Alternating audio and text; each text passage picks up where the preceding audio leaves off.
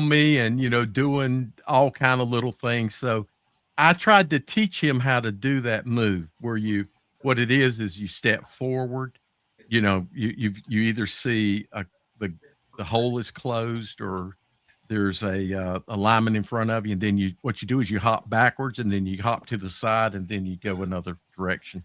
Well, I'll tell you what, we can do the little do-si-do dance here. Hello, everybody. Jim West, Gary Richmond, and Dale Ross, and we are with Talking Preps Friday night.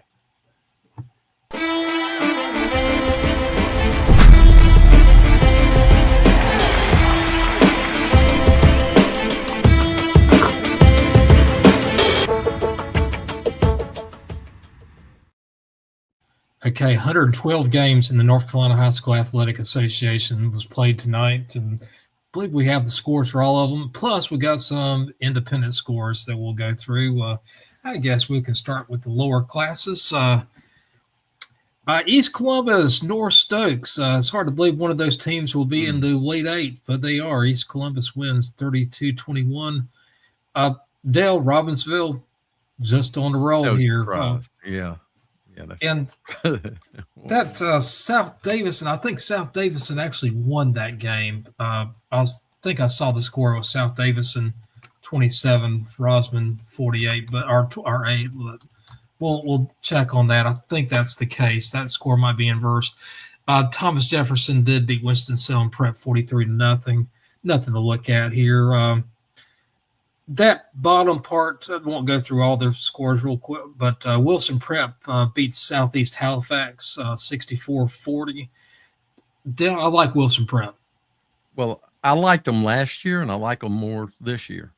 So, yeah. That's a good team. Kent Pride is another team. Northside, another really good team. Bear Grass Charter, I'm sorry, that's over in Martin County. If you've ever been to Bear Grass, you have officially seen the very far end of the world. So it is middle of nowhere. About 30 minutes away from my in-laws, by the way. So you can see my in-laws from there. Next week, East Columbus plays Robbinsville. That's a very far drive. Gary, have you ever been to East or to Columbus County before? Not that I can recall. Okay, if you go from Lumberton to like New Hanover County, Wilmington, you might go through it. Whiteville and Tabor City, and I had some college classmates from that area, but I've never been. Okay, I understand. Needless to say, that's going to be a drive. Just Oh, I agree. And being that South Davison is playing the third round, I guess they did beat Rosman today, 27-8. So they're playing Thomas Jefferson next week. In the East, Bear Grass Charter, I believe, is playing, I think, Southeast Halifax. Okay, let's go to the 2As, see what we have here. Hopefully we'll have some scores in just a little bit. I know that Tarboro won again. Gary, have you heard about the Tarboro Invitational? You familiar with that term? Yes, I am, because they are always the favorite to come out of the East in the 2A. So I'm assuming that's where that comes from. No, exactly. A long time ago, back in the 80s, when there was 4 classifications, Tarboro was a 3A school. And guess what? They'd win championships back then, too. So they were just loaded. I think in the East, it's all Tarboro. Everybody can see the scores. I was doing a count, guys, and of the 112 games, 77 of them were decided by more than 20 points. Only 35 were within 20 points today. Still a lot of lopsided victories. Too many games. Especially here in the East. So look at that. Well, I shouldn't say especially in the East because look in the West. It's. There was one big surprise for me. Mountain Island Charter beats Allegheny 7-6. Allegheny was a team that has been really on fire. Mountain Island Charter, though, they have a lot of talent. They have a good coach over there, Coach Washington, and I think Mountain Island Charter shows that they're a team to look out. Murphy Albemarle, the Battle of the Bulldogs. Murphy wins. No surprise Big, there, guys. the Mountain Murphy wins, yeah, or Mountain Bulldogs. Uh, Nothing else, So, that Cherville really got stepped on too. Starmount's so good. Unbelievable. Corvian, that's a team I like. They beat North Rowan 45-7. That's a very good win.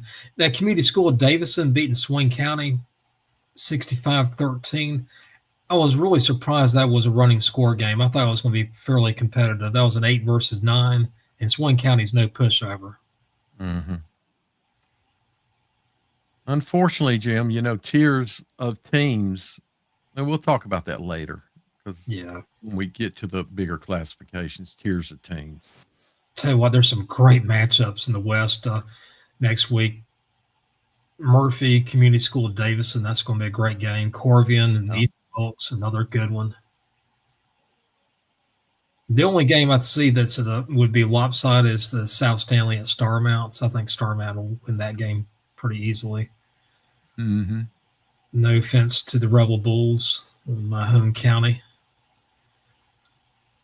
I'm still picking Corvian out of the West, but I think Community School of Davidson can possibly be a roadblock.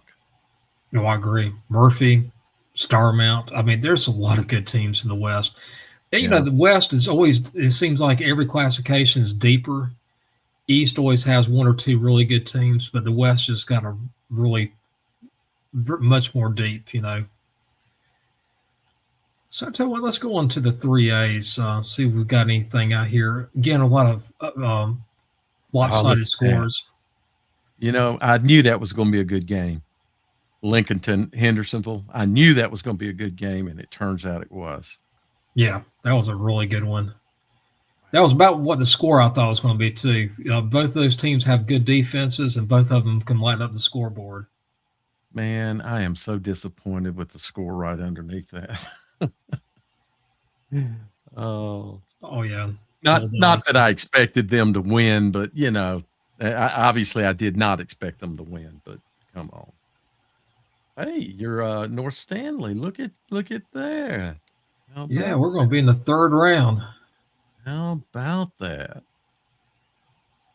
Yeah, 49-45. That was a pretty good win for my alma mater.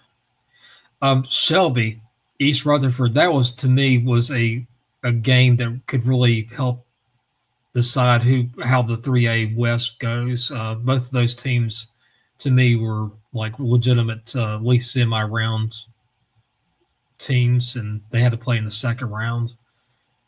Yeah, like I said earlier, Shelby's one of those teams with not as many wins as people might like to see, but then we know who all they played. That's a dangerous team here in the 3A West. Gary, any comments? No, I'm just shocked at all the points that they scored. I mean, even in the losing teams, they're scoring a lot of points. I mean, it's like they're playing basketball on a football field. Well, Gary, that's 99 points in the Shelby Rutherford game. You're right. That's like a basketball score. Yeah. 94 points in the North Stanley East Surrey game. I mean, I'll tell you what, it's going to be interesting though. North Stanley and West Davison are going to be playing in the third round, so one of those teams are going to make it to the semifinals. And I'm sorry, I do not want to offend anybody over in Tyro or wherever it is in West Davison, and I sure don't want to offend anybody in New London because a lot of those people have a lot of dirt on me. I just don't see either one of those teams being one of the top four teams in the West. It's just the seeding's just crazy this year. That's true, but then also, Jim, I'm not saying that applies here, but you just do keep in mind sometimes teams catch fire towards the end of the season at the right time, and they can have decent playoff runs. I'm not saying that applies, but it is something to keep in mind. Oh, yeah, definitely. I mean, you remember last year when Rose, 3-7, all of a sudden they caught on fire. In the East, James Keenan, Walls Rose Hill, they played the last game of the season, regular season was 28-21. James Keenan, the Rematch was 26-7. So Northeastern, I mean, seems like they got their sea legs back. They beat South Columbus 56-21. Pasquotank Princeton, that's another high-scoring game. 95 points between those two teams. Hereford loses by 60. So 60. I'm not saying not expected that they lost, but just when I think of them, it's hard for me to think about some of the past and see something like that. tell you what, Pender is a great team. To me, that's one of those sleepers. Yeah. One of the big sleepers there. Tell you what, next week, Lincolnton and Mountain Heritage. That's going to be a heck of a game. Mm-hmm. Shelby and Mount Airy, those are two big games. That's a big game right there. So, yeah, there's two big games. That's not a Walkertown and Walkertown, and that's, by the way, it's Walkertown, not Walkerstown, but Walkertown, East. Oh, I see there's an S in there. Okay. Yeah, Walkertown is that'll be a good game. West Davidson at North Stanley. Yeah. And Aiden Grifton, that's where Aiden, North Carolina, is where my grandmother West was born. They're going to go over to Warsaw to play James Keenan. That's James Keenan should handle that game.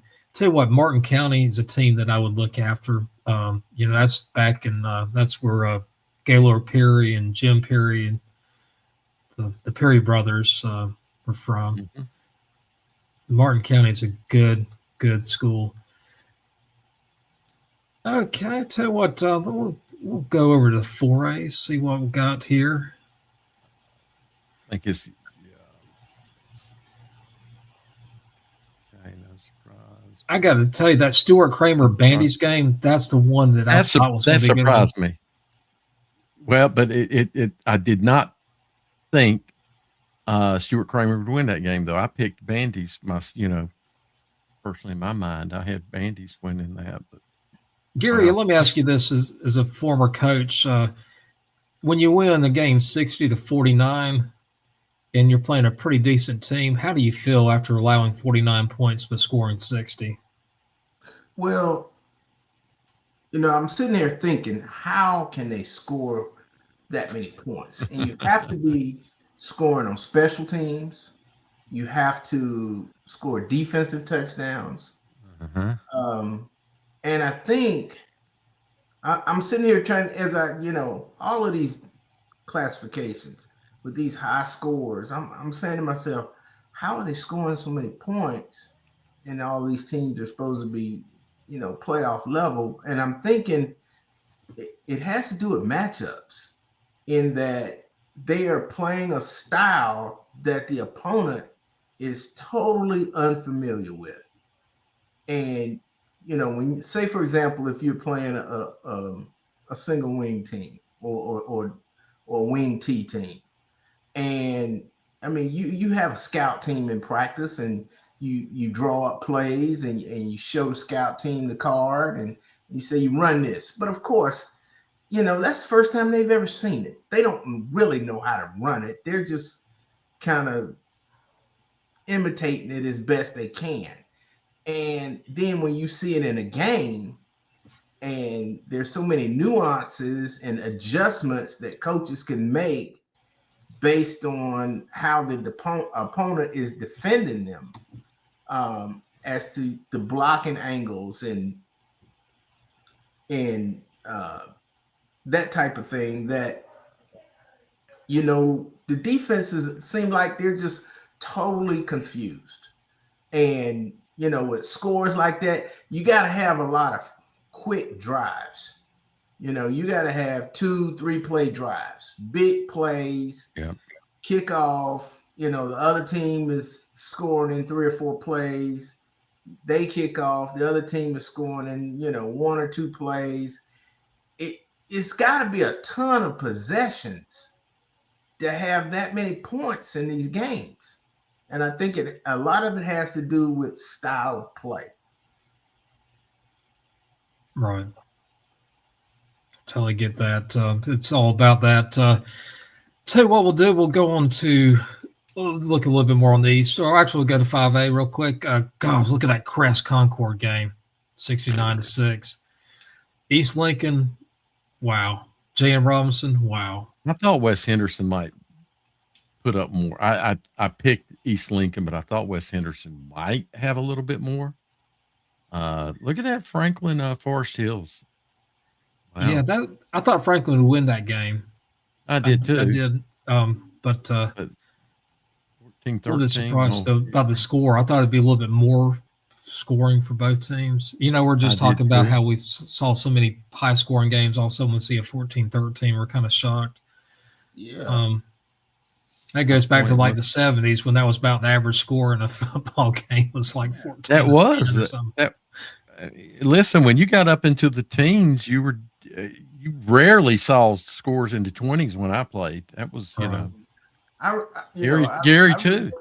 I remember going to Texas. I was coaching high school football here in North Carolina, but I remember going to Texas. I used to make an annual trip to Texas to go to a Cowboy game, and I also had a friend, close friend, who was coaching with the Texas Longhorns. So I would look at the high school scores in Texas, and and not look at the stats, just kind of wanting to compare them to North Carolina high school football.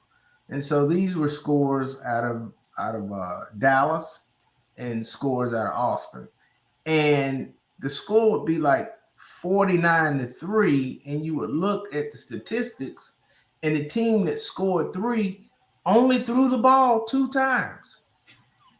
And I'm like, you had to have been behind. So quite naturally, in my way of thinking, you got to throw to catch up.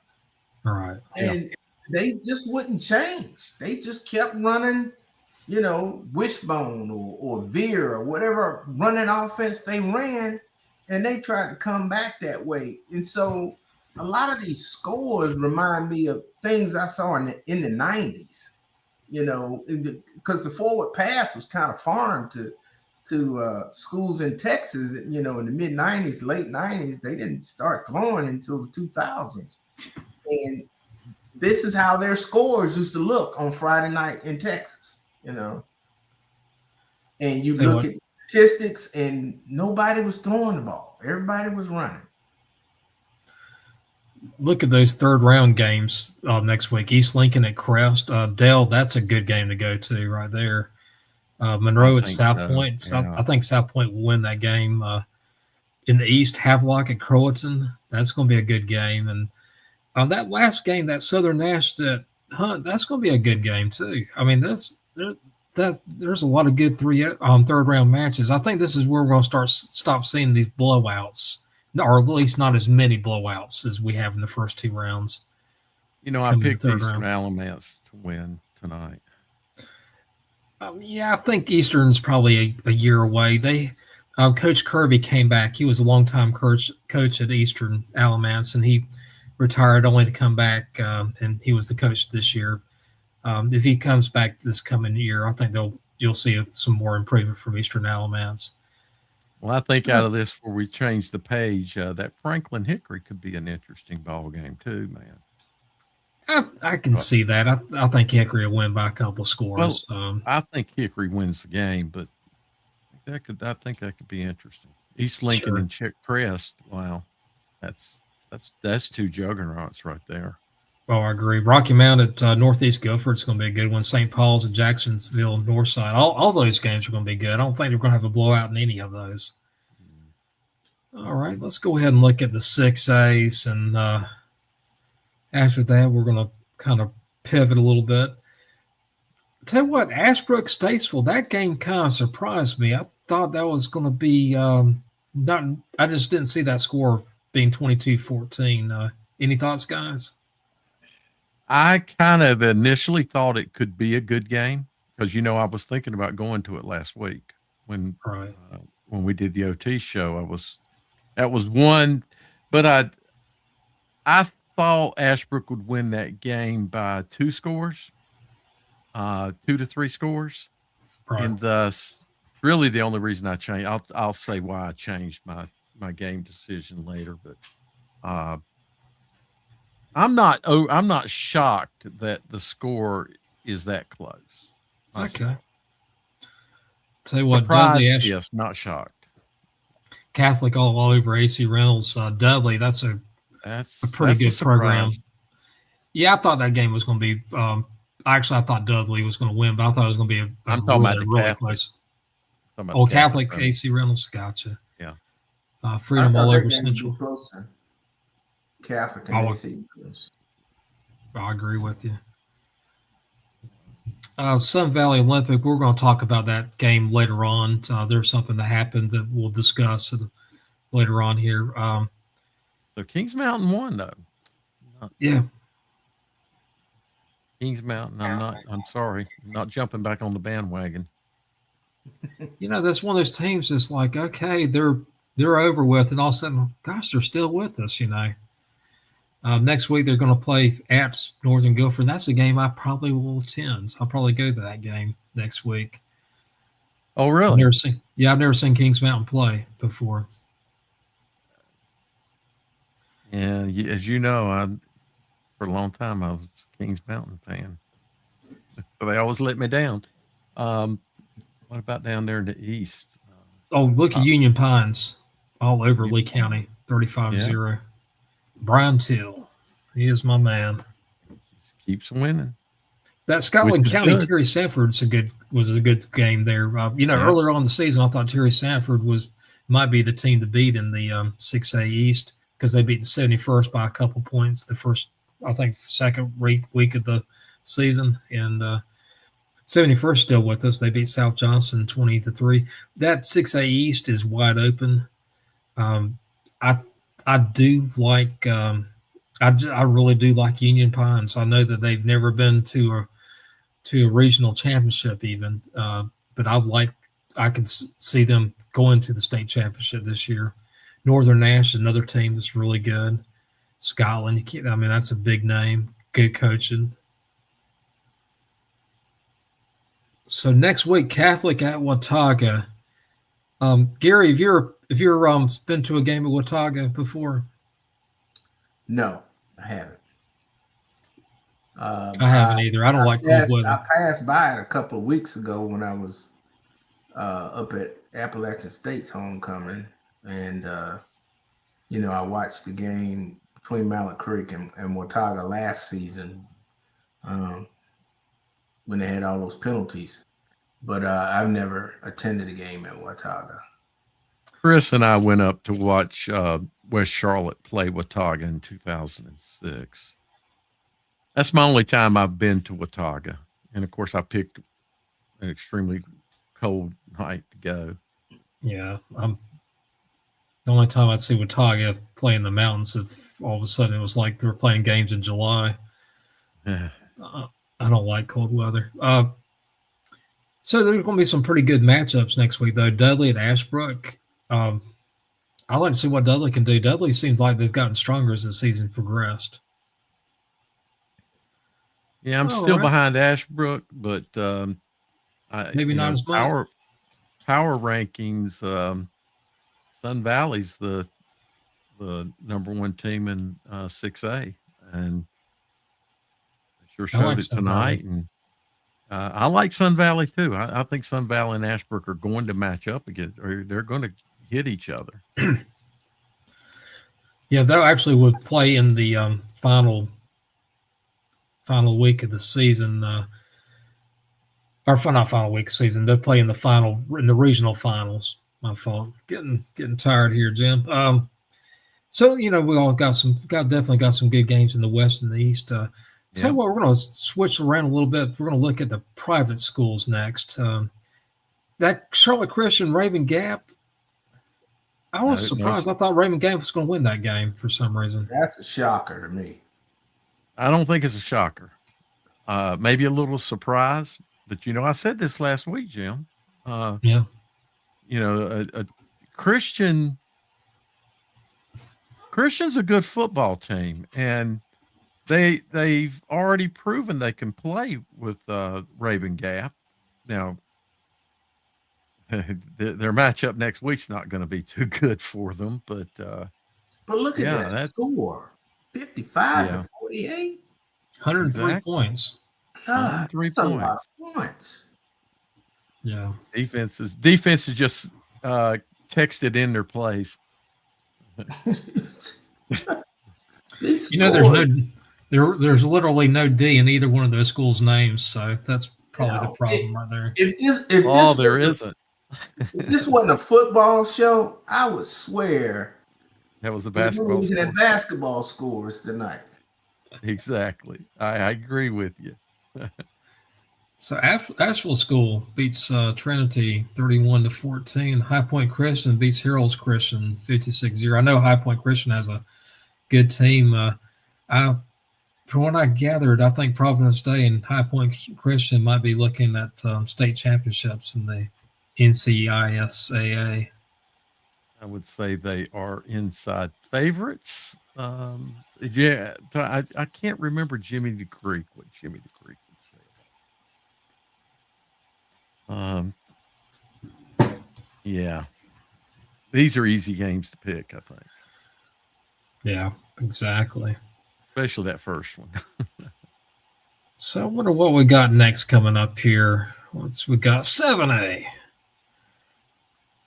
That Jack Brett Davie County game, that was I thought it was going to be a pretty close one there. I think I saw one prediction where Brett was favored by maybe 4 or 6 points, and that was pretty close. Oh gosh, West Cabarrus, that season's over with. Wasn't Porter Ridge up on Richmond at the half? I know they were leading one time. They were up.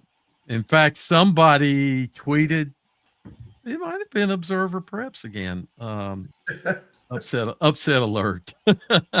Somebody was calling it because they were up by 14 points, I think it was. And Richmond Senior scored in the last minute to win that game. It was a comeback from behind. We had some discussion about A.L. Brown, whether we thought they might match up pretty good against Reagan. Well, Reagan had different ideas tonight, all over A.L. Brown, 42-7. Yeah. And, I don't care how much of a rival game it is. It's a big rival game. I knew that Weddington score would not be good. I didn't think it would be that bad. I didn't think Marvin Ridge would score, but I kind of was thinking, Weddington might beat them 48-0, 49-0, something like that. Wow. Mooresville, that was to be expected. I think that's a respectable score, all things considered. There's no good losses, I know, coaches. But that was a tough matchup, I think. Mooresville's a good team. That's a very, very good football team. I see 4 really special teams there. 2 very special, Grimsley and Weddington, and then 2 special ones with Independence and Mooresville. I could see any one of those 4 teams win. I still, right now, my money's on Weddington. Mine too. But Independence is kind of a wild card. That seems like they've gotten better and better and better as the season progressed. And that's something that I've always said that about DJ the last couple of years. Seems like his teams get better as the season progresses. Well, and green and yellow on green and yellow. We've seen that a lot in the past. Back here in the 2000s, we saw it.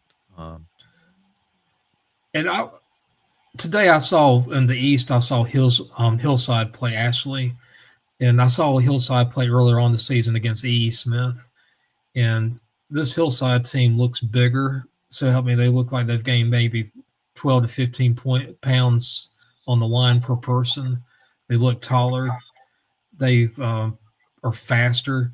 They have probably at least 4 interceptions tonight. And one of them, the last interception, the guy caught it probably 4 yards in the end zone and ran it all the way back for a touchdown. And I mean, it was like, it was Marvin Lewis or whatever the famous sprinter was back in the 80s. I mean, he was booking it. That Hillside team, though, they play a just lights out defense. That is a nasty defense. And I'm going to step. Go ahead if you got more to say. I was going to say Hillside is one of my favorite places to go to. They got the best food. Got to mention food here, man. Got to mention food. If you ever had oxtail, great thing to eat. um, we skipped over that Lake Norman East Forsyth. Yeah, I think that's a good win for Lake Norman. well, I think so too. So Weddington's a tall task at Lake Norman. Well, how about Scott Chadwick's team, Clayton? Yeah, 29. They're still in there. I'll let you guys know Cleveland did beat South Gardner. It was something like 65-3. I don't think we have a score right now, but Cleveland did win that game. Jim, if they had not won that game, Yeah, I might have to be carried up to the hospital. yeah, exactly. I think we've heard some type of explosion by now. You know what? Next week in the 7A, that Richmond Senior at Independence, that should be a good game. I think Green. Independence wins that game, but I think that's still going to be a good game. I like Oh, Independence. I like Independence. I do too. I like Independence. Richmond is kind of surprising me though. I mean, here they are late. They're still alive. But I like Independence too. The other game I might go to is that Jack Brett at Grimsley. I like going to Grimsley. That's one of the best stadiums ever. It is a nice stadium. It really is. That's an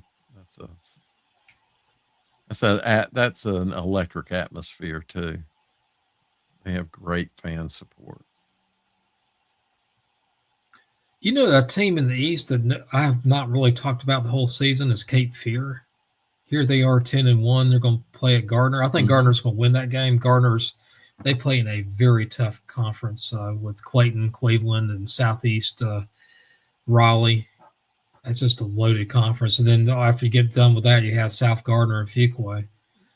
So that's going to be a really good one here. All righty. Let's see what we have next on the next line here. 8A looks a lot smaller because we're in week 3.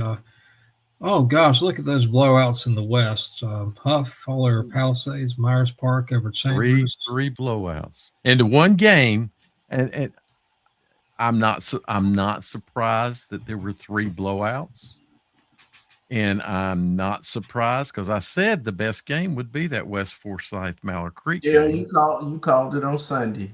The exact results. I mean, not the exact score, but you said it wouldn't be but one competitive game in the West, and you were right. Exactly. Yep. And West Forsyth pulls that out. You were at that game, right, Gary? Yeah, I went to that game, and Mallard Creek turned the ball over three possessions in the first quarter, and West Forsyth capitalized on it. Other than that, the game was fairly even. After the first quarter, as I told you guys off camera, it was a ton of penalties on both teams, and the game never really got any rhythm to it. I can't recall 3 plays in a row where there wasn't a penalty flag. And it wasn't one-sided; it was both teams. Pre-snap penalties. A lot of holding, a lot of blocking in the back, a couple of interference. No face man, not the big 15-yard variety. There were a couple of interference penalties. Thing I don't like about high school is interference is not an automatic first down. Right. In high school, when you coach defensive backs in high school, you tell a kid, hey, if you feel like you're getting beat, you better give up a touchdown, interfere with them, because it's not an automatic first, and it's not a spot foul like not a spot foul, exactly. NFL is a spot foul. In college, at least it's an automatic first. It's neither in high school, and it was just the game was just slow. Because with the flags, there were a lot of official conferences. Okay, if you're going to call a penalty, call it. Let the white hat know. Announce it. spot the ball, let's play. But it was like a conference after every other penalty. They had to discuss it, have to give an explanation to the coaches, and then they had to mark it off. And it's like, 2-3 minutes between plays. It was monotonous. So it was very similar for me, Gary. Lots of flags, conferences, conversations with the coaches, the head coaches, other coaches. There was a lot of that. I don't know how closely they mirror each other, the two games in that regard, but I can tell you we had lots of flags ourselves. And as I've already told you guys, I named it the flag after the birds. So the flags after the movie The Birds. Our game, as you can see, was 41-0. Could have been. There weren't so many penalties, so there's a pick six that did not get registered. There were 3 pick sixes tonight, but one of them. Look at that play. Did you see that move? That step back. That's a Hollywood Smothers move. Hollywood's the first one that I've seen do that. West Charlotte really moved the ball well when they didn't have penalties. Their defense played phenomenal. Again, when they didn't have penalties, it was just up and down all around. That's the last pick six. That pick six, unfortunately, West Charlotte got all the players came down to the 10-yard line to celebrate with him, and of course they got a penalty on that. I talked to Sam about that after the game, and there's another nasty defense. That's a nasty defense.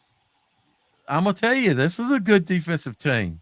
They really played well tonight. Again, I think there were 2 touchdowns that are not on the board because of penalties. Oh yeah, did you see that last highlight, folks? Yeah, that was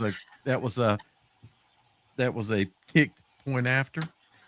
So gotcha. West Charlotte has got their that was West Charlotte's weak point at the first part of the season was they couldn't make an extra point.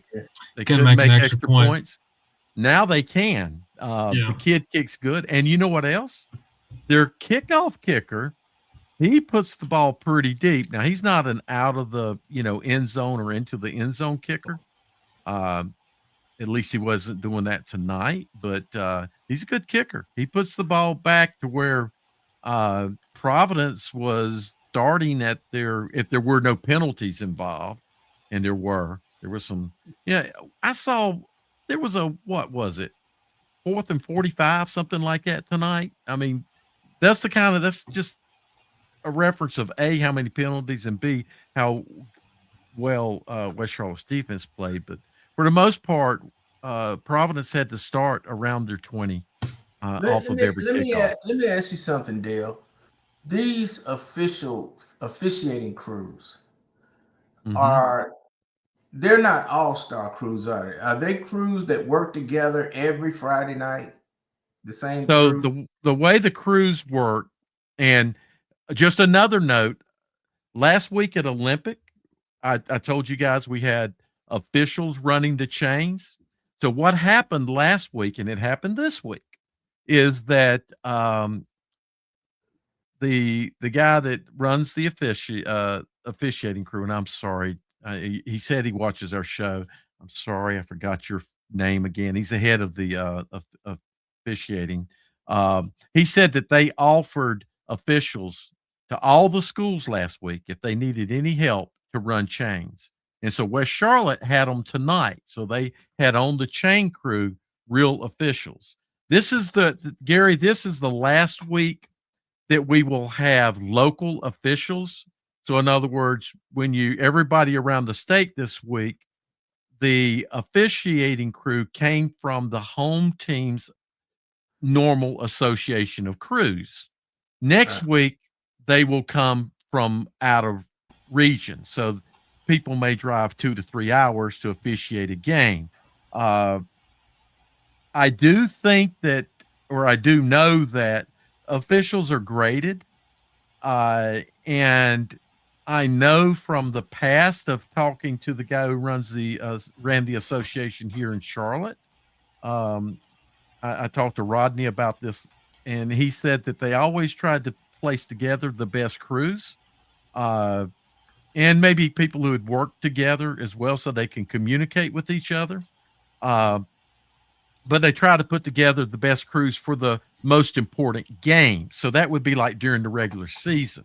And then as we get into playoffs, we've got fewer games that this crew or this group of officials is being pulled from, so they can pick their better officials. My assumption is that they did pick the better officials. I don't know that, but that's an assumption. As a basketball coach, anytime I saw the supervisor of officials walk in the gym, I knew it was going to be a long game because the officials call everything when they're being evaluated. They don't want to be marked down for missing a call that the supervisor thinks they should have made. And to me, I always believe officiating should be advantage, disadvantage. Does what a player does it give them an unfair advantage, or does it put the opponent at a disadvantage? Not because one player is more skilled than the other, but like holding. You can call you're holding. speaking physical penalties, right? PIs and that kind of stuff. Yeah. I mean, if you got a team that's jumping off sides all the time, you got to call that. Okay, and it was a lot of pre-snap penalties tonight. But even some of the pre-snap penalties on the offense, I was like, what? I mean, it was stuff like somebody goes in motion and there's a shift and they didn't set for a full 1 second or something like that. It's stuff that really didn't have a bearing on the game. And what irritates me more than anything are penalties that don't affect the outcome of the play. Exactly. Away from the play. I agree with a hold away from the play, that kind of stuff. Let's go ahead and get back to the card we just had on here just a second ago. About the final dates, sites and dates for the games, state championship games. I'm interested about the Thursday and Friday games at 4 p.m. That is just crazy.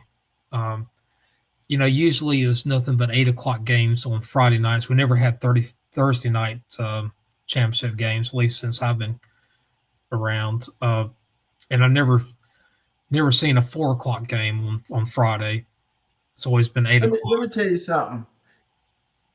On the University of North Carolina's campus, there is no parking at 4 o'clock on Friday or Thursday. I don't know where they're going to put these people. Because the university, the people that work at the university, they don't leave until 5, most of them. Right. And it's not like they're taking public transportation to the campus. And it's just not a whole lot of parking, because unless the exams are over and the students are gone, I don't think that's usually. I think when I was in school, at least back in the Stone Ages, heck, I remember one year we stayed until the 20th, but usually it was more like the 16th, 15th, or the 16th or so. Well, see, Jim, I'm older than you, and I got out first week of December when I was in school. Oh, really? Wow. In Chapel Hill, we used to be done the first week of December. Gosh, you're lucky on that. But we had a 6-week winter break, between. Gosh, we had like 3 weeks if we were lucky. Yeah, we had 6. So, Guys, but and you know how lucky you were. but So the I'm like, where's the parking gonna be at 4 o'clock at Carolina? Carolina's already a hard place to park, and Saturdays is easy for football, but right. well, I guess if you only got 3,000 people coming in, maybe that's it's not in comparison to a basketball game or a football game. But I was just thinking, when 4 o'clock and the university is still open and classes are still going on at 4 o'clock, that's gonna be different. Put it that Well, way. also, if you got students that are actually packing to go home for the winter, I mean, it's not quite as bad as the spring, mind you, but still it can be pretty bad. Tell you what we'll do. Let's talk about another subject tonight: the ejections. Had something that unfortunately happened over at the Olympic Sun Valley game tonight. Let's look at this statement from Coach Thompson.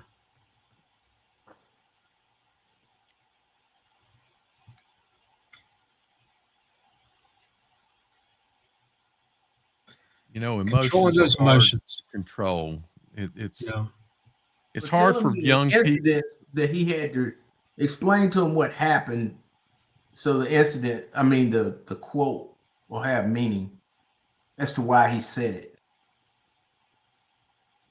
Well, it looks like there was some after the game or during the game. Some of the students, the opposing students, were heckling or taunting the Olympic football players, and after the handshake, I think from I read 6-7 players decided to go into the stands. There was, I think they broke it up before any punches were thrown. I might be wrong about that, but unfortunate incident. But to me, there's not one person is right and one person is wrong.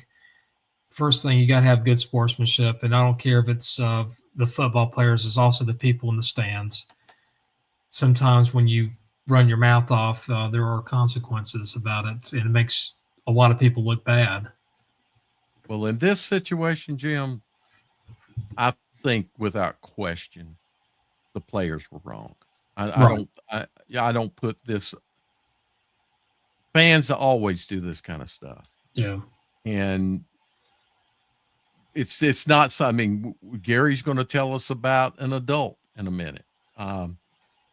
This stuff happens all the time, but players are taught discipline and to be disciplined. And hopefully they're taught to control their emotions, because the worst thing that can happen to a player in a game is to let their emotions overtake their skills, their technique, right. and they start making mistakes. And so emotions have to be under control. So I'm going to say without question, the players were in the wrong. And you were speaking of emotions, Dale. Prior to us coming on the air, I was watching the conclusion of the Clemson and Louisville game in the fourth quarter, and this is a 1-point game. And Louisville got 2 or 3 personal fouls, that cost them the opportunity to win. One of them put them out of field goal range, and I think one of them, I can't remember what the other one was, but it hurt their opportunity to win in a 1-point game, because they were happening on crucial plays like third down. You get a stop, and then you got somebody that does something after the whistle, and now instead of it being fourth down, it's first down. And something like that. I don't know how you coach players not to be that way. Right. Football is an emotional game, because of the physicality of it. As long as we won't have like a Malice in the Palace. You remember that one from the? Yeah. But it's tough when a personal foul costs you a possession. I'm not gonna say it costs you the game, because the game lost last 4 quarters, but it may cost you the opportunity to win a game. There was a fight at the game after the game was over. There was a fight in the stands at the Hillside Ashley, and it was with Ashley's fans. And it was a grown man. He was probably about my age, probably at least in his mid-50s or so. And he attacked a football player for Ashley and then turned around and attacked another Ashley football player. There was about 2 or 3 football players that had to pin him down. And next thing you know, he was in handcuffs. And this was something those players, they were cooling off. They were, getting their stuff to go back to the buses. It's a long drive from Durham to Wilmington, and having a grown man, an Ashley fan, do that to his own players. You just have to think, what is going through people's minds, and everybody said the player didn't say anything to him, that the guy was just out of control, went after him. And then when another player tried to defend his player, which I have no problem with that. If you, I was always taught, if you have a friend that's in trouble, you help them. And anyway, it was a very, very bad situation on that. I just wanted to point out that we gotta think as a society. There's consequences to bad behavior, and just because you got a ticket to go to a game, you need to start acting like you have some sense. Yeah, in the game I attended, towards the very end, Mallard Creek's trying to make a comeback. One adult is yelling at, he's frustrated. He's pulling hard for Mallard Creek. He's frustrated, and they're not moving the ball, and he's yelling about the play of another kid. I'm assuming it was a quarterback, but I don't know for sure because I kind of turned. I didn't see how it started. I just saw the Mallard Creek coaches who were up with the headsets, who were up beside the press box. They weren't in the press box. They were beside it. They were motioning for security to get somebody. So that's when I turned to look, and, there's 2 adults, a man and a woman, arguing. And they removed the man. Now, I don't know. I don't think, at least I hope it wasn't about to be physical. I heard another parent who was sitting in front of me, whose son played, said, those are football parents. And you would say, well, how can people act like that? And it just hit me, the parent that was sitting in front of me, she was telling me her son had committed to a certain school. I'm trying not to give away who it is, but she was like, her son committed to a certain school, but he's still getting offers from another school. And I thought about it. To these parents, they're living through their kids, and they're living financially. They invest a lot into this. These camps they go to, all the stuff they have to get, the gear, even though you don't buy a uniform, there's so much, the shoes, the stuff you wear. You invest a lot in your kid when they play sports. And then what you're hoping is the investment is going to pay off into an athletic scholarship. Okay. So, if your kid plays receiver and your kid has you think they have the talent to play at the next level, but they're playing with a quarterback, they can't get them the ball. Or they're playing with an offensive lineman that can't block, so the quarterback can make an accurate throw because the quarterback's always under pressure, running for his life. Those kind of things build up in the parents. They get frustrated and they say something because they feel like their kid is not getting a fair opportunity because of another kid on the same team. And we know how much college costs today. And, right. A scholarship helps everybody. And the number of scholarships going to high school kids has drastically declined because of the transfer portal. The portal, yep. Yeah. No. So, what used to be, let's just say 50 kids out of Charlotte getting a football scholarship, now it might be 30. Because those other 20 scholarships are going to transfer kids, And so I think that builds up in the parents. And they get frustrated because they're living through the kid. They're thinking about the investment, and they're hoping the investment in high school will pay off in college. I went through it. Not the frustration part, but as a head coach, I had a lot of kids that got scholarships. And then I had my own kid that's coming up as an athlete. And now I'm thinking, all right, I helped. I'm never going to say I got a kid a scholarship, but I helped plenty of kids get a scholarship. And then when my kid was a senior, I'm thinking, okay, it's time to get my kids some free money.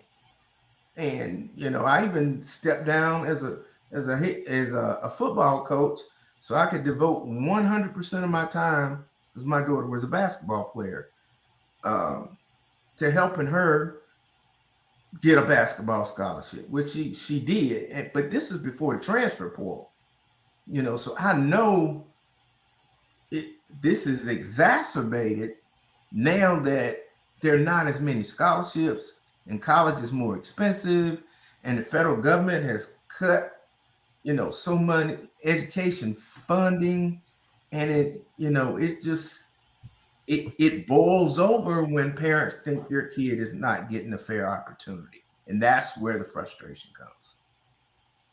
Exactly. Well said. There's a lot of frustrations on there. I'll tell you what, as you said, that's a societal issue. Money. There's always, you want the best for your kids. So thank you, Gary. I appreciate that. Dale, it's about this time. We're going to look at some high school picks of the week. See how we did. Yeah. Okay. We did all right. So Gary picked Catholic. Didn't do all right. South Valley Ashburn. Gary, you ran the course, didn't you? You ran it. Did I go 6-0? You went 6-0, looks like. I went 6-0. And really, I thought this was the toughest one because, when you start playing outside the Charlotte metropolitan area, I don't know these other teams. I know Cabarrus, Union County, Mecklenburg, of course, maybe a little bit of Iredell, Rowan. But after that, you don't know Stanley, do you? Yeah. I was going to say, if you ever have Stanley on here, just give me a call. I'll give you some good advice. I didn't even know who Stanley was. I was like, I said, that's the home team. I grew up in that county. I still don't know who it is. So anyway. So I think this might be my second out of 12, 13 weeks that I've gone 6-0. Because I've been in third or fourth all season. That's maybe fifth. As competitive as I am, I was like, man, this is going like my fantasy. You know what happened? You know what happened to me, Gary, is when I started out, I didn't take it serious, and I was falling behind. And I'm competitive as hell, and I'm like, oh no, I gotta start putting some effort into this. Yeah, and the first year Langston asked me to make picks. I think it was the year after we had the COVID season, and he started. And the first time I won it, the first year I made picks, I won the regular season, and I haven't won it since. And I expect to lose to Chris because he knows every team in town. And it was so funny when Chris. He texted, I think it was about 2 or 3 weeks ago. He was like, man, he said, I don't know what's happening to me. I'm falling behind. I'm on a losing streak. And I said, Chris, you're getting ready to get married. You're not paying attention anymore. And, well, and then Chris made some, I think, good risk picks, but I think Chris did the right thing to also attempt to keep pace, and so he made a couple of picks that I don't think were high risk. In other words, I think that Safe. they were games that certainly could go the way he was picking. So I fully understood them when I saw the picks. I'm like, yeah, if I'm wanting to peg a game and I know a few things about that team, I might would pick them. So Yeah, and I had he's still right there though. Look, yeah, I had a couple of games early in the season that were kind of sentimental picks, and I try to stay away from sentimental picks, but me too. uh, there were a couple of weeks. Geringer. Hopewell was in there. Yeah, Garinger. I'm I real did a close. Garinger. I did a Yeah, Garinger. I'm real close with Jupiter, and I wanted to give his kids something positive to believe in and to look at, and then I work at Hopewell 4 out of 5 days a week, either substituting or teaching driver's ed, and so I see those kids every day, and I see some of the coaches every day, and I always ask them. I say, "What the film look like this week?" "Oh, we think we can get them. I think we can get them." They've had that attitude every week, and Right. sometimes I fail for it if I like the kid, and like I said, For I know the Hopewell. coaching staff. Yeah, Well, So well, we Brandon, do this, we do that, and I would go ahead and pick them, and then they would get beat. I was going to Gary, say if you want to do some Brandon will be. if you want to Huh? beat Dell, just start selecting Thomasville. He'll do some sentimental picks on Thomasville. I love Thomasville. I'm telling you, Brandon's going to be on next week. Brandon Sneed. Okay. Sounds good. Um, Dale, let's go ahead. We've got an hour in. Let's go ahead and get your final thoughts on here.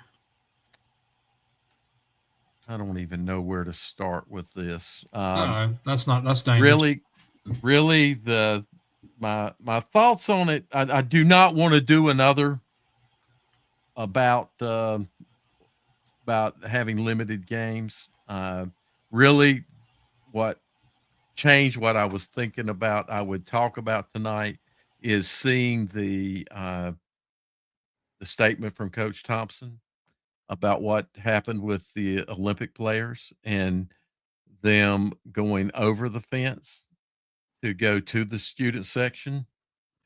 And that's just, it reminded me immediately of a Myers Park, South Mex situation that occurred back a few weeks ago or a few years ago. 2 years Where ago, we had a big fight after the game, and players have got to what I want to say, my thoughts on this are you're supposed to be disciplined, and you've got to be disciplined. You got to control your emotions. You get talked trash on the field worse than any fans talk to you. I know, I hear it. I'm at games on the sidelines and I hear what y'all say to each other. So, you can't say that something that is occurring up in the stands triggers you more than what's happening with that player that's lined up across from you. You've learned to manage that. You've got to manage this throughout, because what has potentially happened to you, especially the leader of this, is that you may have hurt yourself recruiting wise. So if you had shots at recruiting, uh, in a day and age where Gary mentioned it, parents are putting money in to make their kids athletically better. Going to trainers, going to specialist coaches, learning to throw, learning to run, learning to do all this stuff. We're getting to a point that, as I used to tell kids, when you might be the best in high school, but when you get to college, everybody was the best on their high school team.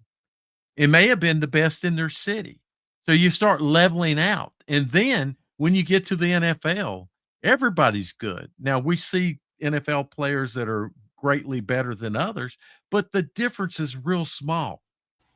And what you've got to understand is, now in a recruiting age where everybody is learning at 4, 5, 6, 7 years old, we're starting to train kids to play football. And it comes up time for your turn to potentially get recruited, and you got all these kids that can run 4.5s, and if you're a quarterback and can throw and can do all these things, recruiters got to look for other reasons to recruit you as well. Are you able to come into the school? So academics become a critical thing. Can we get you into the school? Do we want you into the school? Are you going to be a distraction in our program? Are you going to cause issues on the team? Can you work with your teammates? Can you control yourself emotionally? So if there's two players, a team is looking at you and is looking at another player, and they go down their checklist and they say, well, both of these guys are pretty much the same athletically. What's different about them? What is different about them that we should pick this one over this one? And if you took part in that climbing over the fence, it'll be known. It'll be known to recruiters, especially if you're being recruited right now. And it's going to hurt you. You as players have got to think about how you conduct yourself, not just between the whistles, but after the game is over. Before the game starts, you've got to conduct yourself better. Think about it. Any player, you got to think about this. You got to get better up here. You got beaten a mind game tonight by fans sitting up in the stands. Do I think Myers Park and West Charlotte will be limited? The game's played at Myers Park, no. If it's played at West Charlotte, yes. And I hate to say that, but I said it last week, and I'm still right on that boat. CMS, you're giving us no reason to think that you're doing nothing but targeting West Charlotte, and you won't tell us why you're targeting them. But no, a game's not going to be limited at Myers Park. Never. That'll never happen. Never, ever, ever, ever, ever. And Myers Park a higher seed. I don't remember seeds here, guys. West Charlotte's 2, so the game will be at West Charlotte. Oh, it's at West Charlotte. I'm sorry. Okay, see, I've got all the seeds out of my head. The game will be limited. Yeah. They're gonna stab West Charlotte in the back again and kill their financials again. You watch it. Oh gosh, I just got a message here. Said yes, that's a great idea to limit it, and it's signed Jimmy the Greek, John Rocker, Adolph Rupp, and the 1966 Kentucky men's basketball team. Oh my gosh, I disagree. I think it's a bad idea to limit it, but to limit the West Charlotte game, it's a bad idea. It's a bad idea. It's a bad idea. All right, guys. There's a lot of times you can catch up with us again. We have talking preps all through the week. I know we have a show on Tuesday, Wednesday, Friday, Monday, players of the week. You can see it right here. You can find us on Twitter, Facebook, Instagram, or YouTube. And we were with Charlotte Observer and the News and Observer. Hey, YouTube and ESPN reached an agreement tonight. I get my multi-view back tomorrow. All right. And good luck to the Johnson C. Smith Golden Bulls. Well, they're going to be in Durham tomorrow. Yeah. I might go to that game. CIAA championship since 1969. Guys, can you see the screen? On the left, we're vertical. In the center here, we're horizontal. Mm-hmm. So we can play on Instagram, and I think we're playing on Instagram tonight. Cool. I was told that we were going to. We need this vertical to get onto certain platforms like TikTok and Instagram. So it worked. Our producer made it work.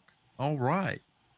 Well, from Jim West, Gary Richmond, and Dale Ross, thank you so much for joining us tonight, and we'll catch up with you again later on time next week. Take care. See you guys.